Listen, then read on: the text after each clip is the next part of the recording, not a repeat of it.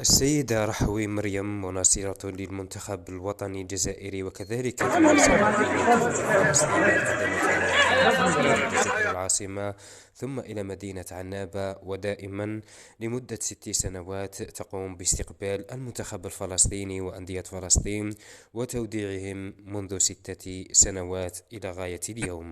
ملي حط المنتخب الفلسطيني في 7 سنوات للجزائر نستقبله ونودع حتى اليوم.